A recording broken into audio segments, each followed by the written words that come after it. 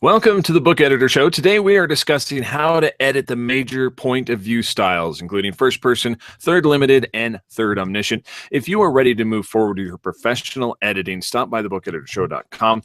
We can help in every stage of your work, from pre-production, developmental editing, copy editing, to proofreading. Stop by today and let us know how we can help you build a better book. I'm Clark Chamberlain, and he once did a line edit of Finnegan's Wake in Latin while scaling the Empire State Building, blindfolded. He's my friend and co-host, Peter Turley. Peter, what's going on today?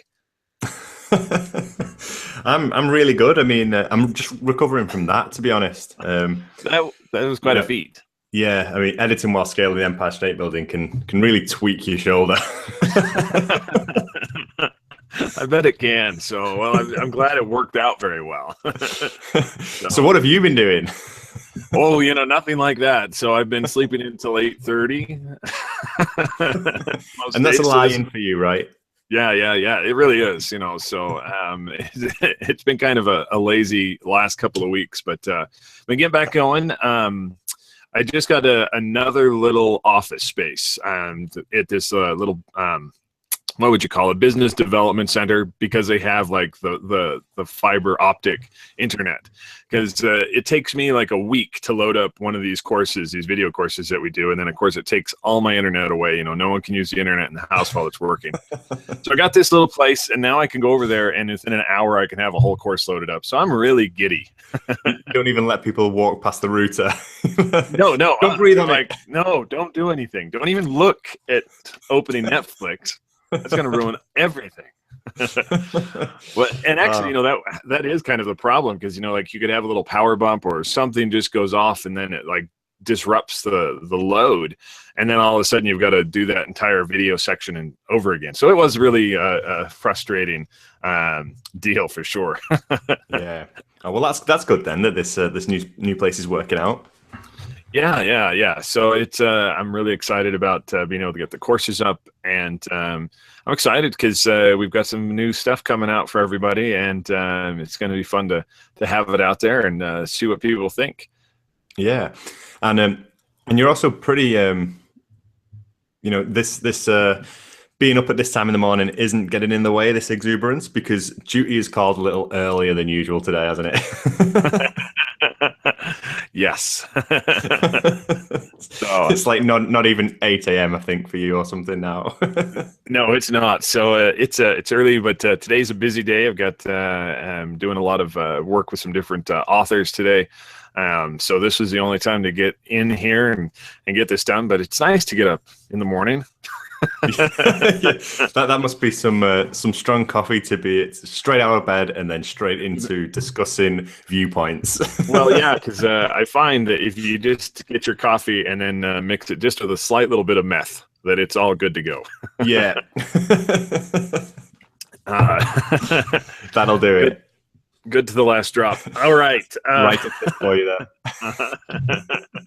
Well, let's get into these. This has been a lot of fun working through some of these ideas. I actually just finished the point of view course like 2 weeks ago that we were putting together with the writing fiction fundamental master classes. And this is one of the things that seems to catch authors off guard. It's something that you kind of forget about as you're writing through. You pick whether you're doing a first person or the third person limited is usually the two most popular, and there are some rules here and some things that we kind of forget about. And so I hope we can get through this today, so that for our good listeners, that you can go and take this information on the book you're working on, and maybe it gives you a couple other things you hadn't thought of before, because point of view really does give you some different places that you can play, and I think it can be a lot of fun. And we're going to start off with first person today. And we both have some different thoughts on these things, and we're just going to go through them and talk it out like we normally do, and hopefully make some sense. Because if I could just say, the last thing you want is to be, 10, 20,000 words deep and realize that another point of view would have suited you better. So, which is actually really true, because when you're selecting a point of view, it shouldn't just be about your preference as an author. It really should be about how to tell the best possible story. And so this can be a lot of fun, and there's a lot of different ways. And we're even going to talk about Third Omniscient, which is really unpopular right now. You don't find it in mainstream fiction, but of course, I think we're going to see pendulum swings back and forth. I think we could see that in the next 40 years that's going to become really popular again, and because it's a really cool way to tell a story. So one of the things that I was thinking about for first person, though, is when you're going through and editing, is that you're really making sure that first point of view character, the POV character, is the actual character, not just you, the author, and that when they react to things, that they're reacting to it the way that point of view character should react. It's really important when you're in that first person point of view, is that whole story is being told by that character, which means that when they walk into a room and they see a person for the first time, or a situation happens to them, that they need to respond in the way that character is always going to respond.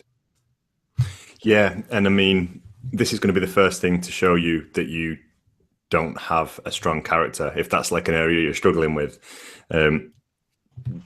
Because as you just say, you really need to have a strong character voice here. And so the more vivid and alive your characters are, the more that's going to benefit you with first person. Mm-hmm. And one of the things that I've seen with first person when it comes across is sometimes it ends up just sounding like the author. And like, especially I want to be clear here, and it's early in the morning, so I'm not sure that I'm being clear. But I'm hoping that I'm being clear here in saying that that you're writing something down, and that sometimes we have a habit of having our own voice as the author slip into the character, and when they look at something. And for instance, let's say that you're trying to move the plot forward, and you're like, this character needs to respond in this particular way, and really, like, when you're the reader, you're getting to know this character. Like, I don't understand why this character would respond this way in this situation. It seems out of character. And that's one of the biggest problems that you can have with that first person, is that you really need to make sure that your plot is aligning well with your character's decisions, and that you don't feel like that the character is being pulled along by the plot, that they're actually making decisions based on their personality that you've created. Yeah, that's a really great point, and it's a trap that's easy to fall into when you're kind of writing in first person, because, I mean, a positive is that it's potentially quite easy to write in, because we're so already used to telling stories in first person. Like, whenever we relay a story to anyone, we generally tell it in first person, unless we're a bit strange. But you can kind of like consciously, unless you're consciously choosing to, say, have an unreliable narrator, like Catcher in the Rye or something like that, where there might be an intentional disconnect between the wider world of the story and what the main character's saying. Unless you've really set out to do something like that, you have to really be considering, how should the character be reacting here, and having a strong character is the way that you'll generally not trip up over this. Mm-hmm. And also remember, there is a difference between having a biased, because every first person narrator should be biased, because they're telling the story from their point of view. It doesn't mean that they're going to be unreliable, though, and there's a difference between those two. One of the things that really has kind of struck me, when I was doing a lot of additional study for this course I was putting together for the point of view, is the idea, that really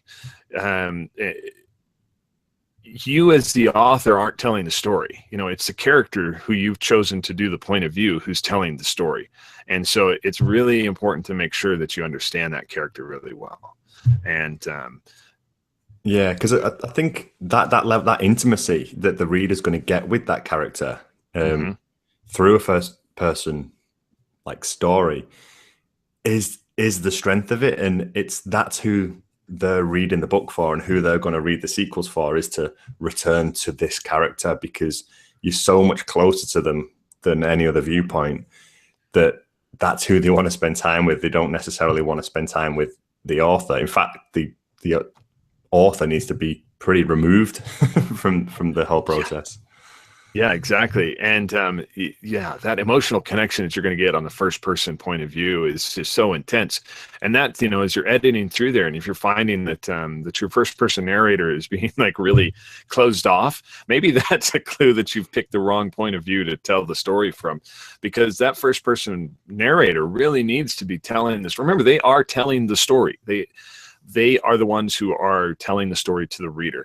And so most likely that's going to be an intimate situation between, basically kind of between two friends almost in a way, and really close friends. And they want to share all the stuff that's going on in their life and what's happening to them.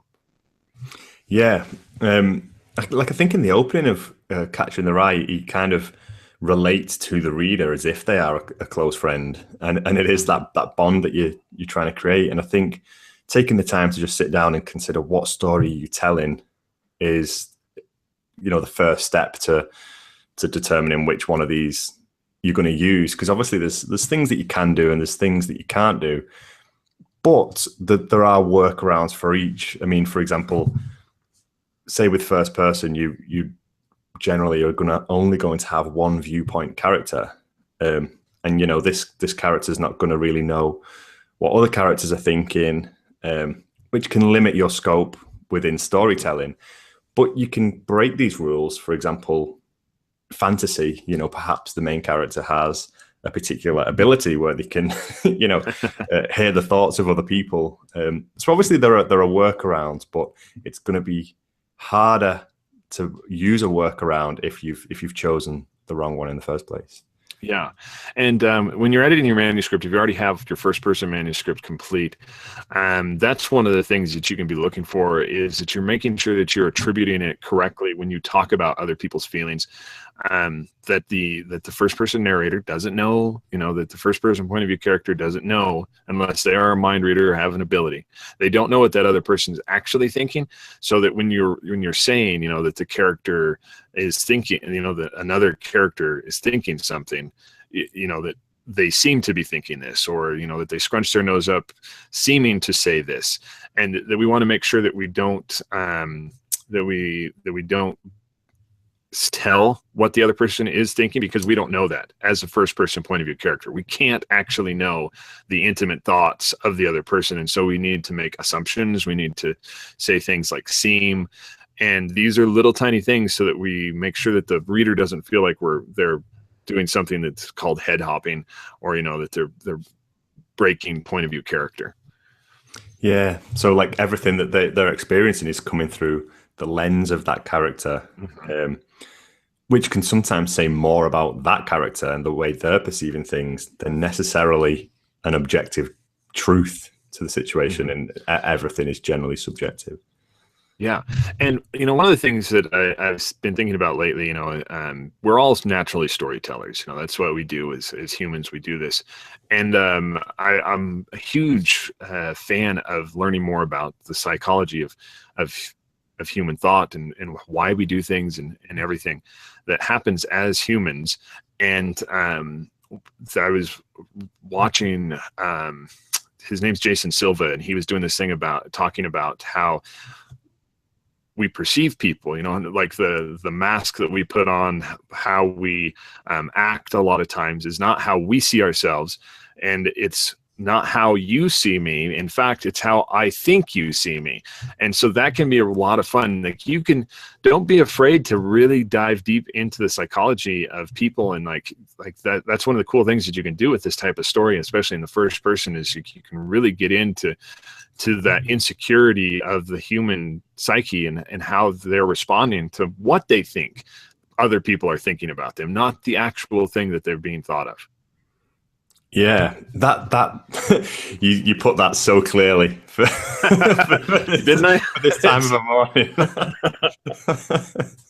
As soon as you started, I was like, "This is going to be complicated." But yes. That made perfect sense. Yeah, and that is such a clever way to use this viewpoint, and I think that's what you want to be doing. And think, I've chosen this viewpoint because I really want to do something with it and use it to its full potential. Mm-hmm. Well, yeah, and there's no wrong viewpoint, for what you want to do. You just need to figure it out. And if you're going through and you're really, and man, that's going to be tough. Like if you've got your entire manuscript done and you're looking at it and you're like, wow, I really did pick the wrong point of view to go with. But you know what? It's a good time to change it, because you don't want to be like second or third book into a series and then you're like, I'm going to change things up and add another character's point of view in here into my first person POV, because that really tosses the reader through a whole, you know, they're like, this doesn't make sense. This isn't what goes on. Yeah, I mean, I think to do something like that, you just kind of have to do maybe like an offshoot series that just followed one character. I mean, because you can do, for example, I guess you could have a first-person story with different characters throughout the book told in their perspective, but that's going to be hard to do. And, you know, so it can be, obviously, we don't ever want to say, you know, you can't do these things. If you feel like you can do that and you can make it clear to the reader that you're going to have different characters in this book, then yeah, you know, run with it. I think it is just the awareness that these are potential pitfalls. They really are. And, you know, it depends on which way you want to go with it. And maybe the third person limited is a better point of view because it's easier to switch between different characters. So let's talk about that. And we can have the, you know, in the third limited, which is really a popular format right now. One of the things that I see, and again, we're talking about, you know, let's say we have multiple points of view through the story. You've got 2-3 characters in there that you're switching between. And one of the things that I see that happens a lot is that we have what's, you know, I've mentioned before, is head hopping, you know, is what we've jumped from one character's point of view to another character's point of view in a way that is just, it's unsettling. Like all of a sudden I was with character A and now I'm with character B, and it can like really pull the reader out.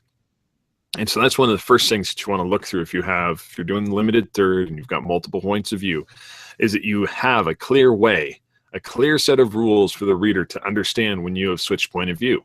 And whether that's like if you do with George R.R. Martin's Game of Thrones, you know, that like each chapter, you know, is just one point of view character. You're not going to get 2 point of view characters in the same chapter. Even if, you know, you have characters which are major point of view characters in there, you're still only going to stay with one of them. That could be a clear way. Another clear way could be that, you know, that's like you do an extra return space to leave an additional paragraph space for the reader if you're switching up in the chapter, you know, or you use asterisks or something that's a visual cue for the reader to know that you have switched with another one. And then following up with that immediately is that you want to be able to identify within that usually within the first sentence, with both with the character's name, and then try to toss in a character feeling. So let's say you were with Sue, you know, Sue is the point of view character, and now we're going to switch to Bobby. And so the next line, you know, you'd maybe do an extra space or something. The next line would be, you know, Bobby felt the cold handle of the doorknob as he turned it. And it would be something as simple as that we've cued in the reader, that we've switched point of view, we've switched who's having the feeling now, and we move forward. Yeah, there's nothing more dizzying than sort of getting like into the second sentence of a paragraph and realizing that it's a different character, and but not clearly. You've kind of realized just simply through the fact that it was confusing you, and you know that's just one of the most important things to look for. I mean, and this is a powerful viewpoint because we're so used to it now, because as you said, it's really popular and everyone's using it. So the readers at the minute are really used to this. So it is comfortable and it kind of feels like home, feels like a familiar book. And obviously even the best authors at the minute are still having very clear breaks. You know, they're generally using chapters to stick to a particular viewpoint because it's the cleanest way to do it. But I also like that because you then get your favorite characters and you get your favorite chapters. I sort of had this with one of Joe Abercrombie's books, and I would look forward to like an upcoming chapter, and it was a great way to get through longer works of fiction because you're like, oh, in 2 chapters I'm going to be back with this character. So it's like I'm going to read these and then I'll be back there. But that's not necessarily. I just want to read a first person book from that person. But I think it is worth noting that everyone at the minute tends to be going for the clean style of changing viewpoint with each chapter. Mm-hmm. And it's a really great way. And like you said, hey, in 2 chapters I can get this. One of the things that you want to be aware of in your manuscript is that you're making it clear that there's a rhythm that's happening here. And so let's say, for instance, if you let's just say, for instance, my Hank Hudson, the first one, I've got one viewpoint switch, but it was a very small one. And so I didn't want to have, like, you can't just have like a single chapter, like someplace like just randomly in the middle or something like that, where you switched one viewpoint character because it feels off. And so like, if you're only going to have one switch, like in the first Hank Hudson book, it was right at the beginning and right at the end. It was bookended in between. The epilogue and the prologue had different point of view, but everything inside was just the same point of view. And so you want to establish kind of a rhythm. So if you've got, let's say you're doing 2 or 3 characters, is it every other chapter? If it's 2 characters, do they switch every other chapter? If you have 4 characters, does this character appear, 25% of the time? Is this character in here? How much? And so make it clear so it feels like they can develop a rhythm to the book and to the story. And it doesn't mean that it has to be every 5th chapter is this character, but it's something that's close to that, where that makes sense of when it's going to happen. Because there's nothing worse than, like you've had like you're saying, you've gotten into a character that you're really enjoying, and all of a sudden they only are in the first first third of the book, and then they're not in the rest of it. Like, it can be really disappointing to the readers. Like, when is the next chapter coming up with this guy? My favorite character, where's he at? Yeah. I think bringing up sort of like Joe Abercrombie again, he does this really well. I think when you're going back and you're editing your chapters and your different viewpoints, it's a really great time to sort of think, because I think choosing this viewpoint is really great if you've got distinct characters with different voices. It's flexible. You want to tell a few different plot lines that are in different locations. So there's a separateness to each of these viewpoints and chapters. And I think when you're editing and you're going through it, take a look at it and think, can I write this a little bit differently? Can I have a different voice come across, perhaps a different writing style? And Joe Abercrombie does this really successfully, and it's a great place to start. If you want to check this out, the writing style even differs slightly between the different characters in the way he's telling the story, and that's just really grounding for the reader. To say you're in this character's viewpoint, basically. I think when you go in and you're looking over it, maybe just think, is there a way I can do this? Is there a way I can make this theirs, make this chapter theirs, or make this scene, feel like them? Because like, say for instance with dialogue, that having particular words that only certain characters use can be a really great cue for the reader to know that we're in this particular voice. The same thing you can use with just your prose, your in between dialogue. That if they were in that point of view, how does that person, again, how is it that this character is seeing things? And this is just like we were talking with first person point of view, is that it's the character. If it's limited, if it's a really close limited, then you can do this, and you can have it be that character and using more of that character's voice, even in the prose that you're putting in the rest of the book. And it can be a great way to connect the reader to that actual thing, or to that actual spot in the book, which can be a lot of fun. And it's a good way to take a look at when you're going through your editing process again, that you are looking for, to make sure that that character is being adequately represented, that they're actually noticing things that they would care about, that they're responding to things that matter to them, that you've got a full developed character in that point of view. Yeah, and perhaps even taking advantage of, because this is more intimate than the next one we're going to talk about, which is Omniscient, which is probably easiest for, say, creating or for getting a character's thought across that another viewpoint character doesn't know.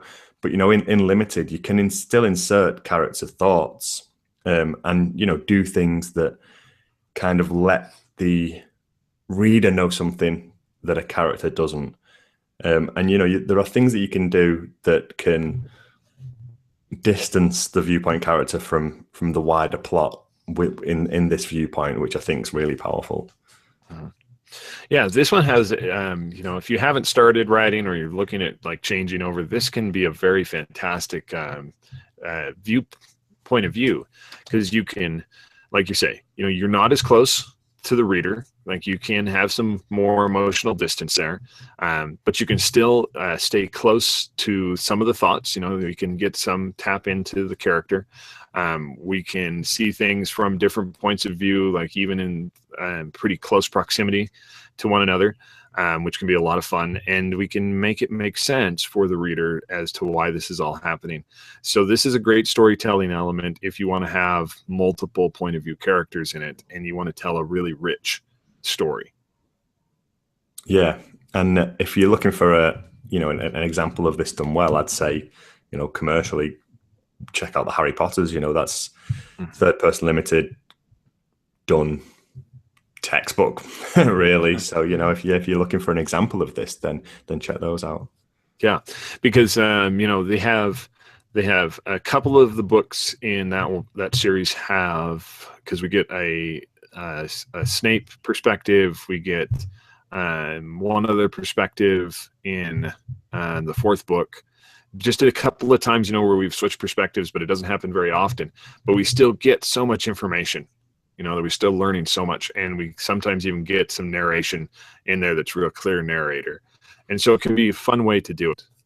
Yeah, like you get scenes, in like the Prime Minister's office and different locations, and it's great to like use this tool to sort of move away and tell a scene from somewhere else that's relevant to the plot. And it doesn't necessarily mean that you're jumping all over the place every chapter. If that's what you want to do and you're perhaps telling an epic, then go for it. But like we just said, this also counts if you just want to go off somewhere every now and then and show something that's happening in the sidelines.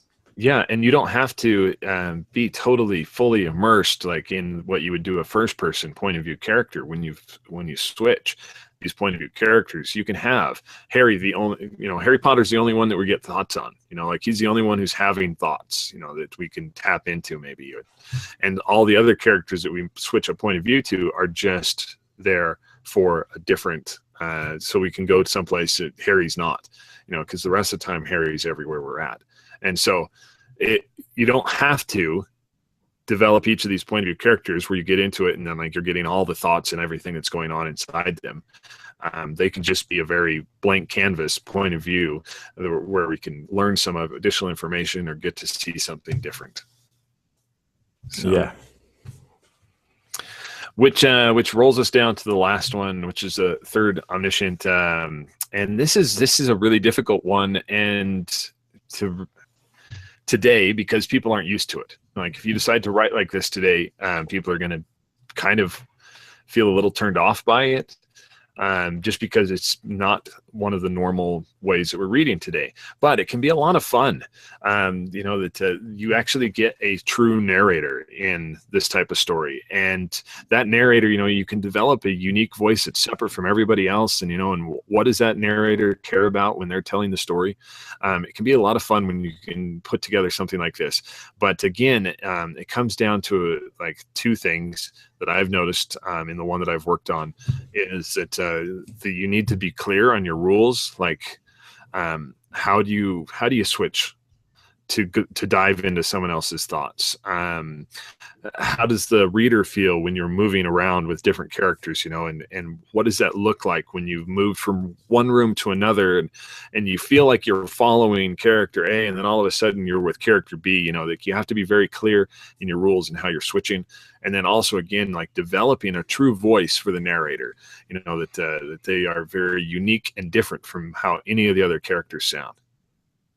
Yeah, it's a real storyteller's tool, I think, this one, and it is a classic approach. But but it's good for if you have multiple plots and you really want to tell a broad perspective, or if you want to have, as you say, a distinct narrator, perhaps someone non-judgmental, reliable, who was perhaps in the events and is retelling them to a reader, and it gives it that storytelling feel, that kind of like campfire feel. I think that's really useful. And also, if you want perhaps the reader to think, that the main character might if it's distinctly not the main character that's telling the story, then the main character might die, and this is a good way to get that across. But conversely, if it is the main character telling the story, then, as we've said before, they obviously didn't die, which is worth considering. Like, who's your narrator going to be? Yeah, because in the first-person narration, first-person point of view, that character should not die, because they should be the one who's telling the story.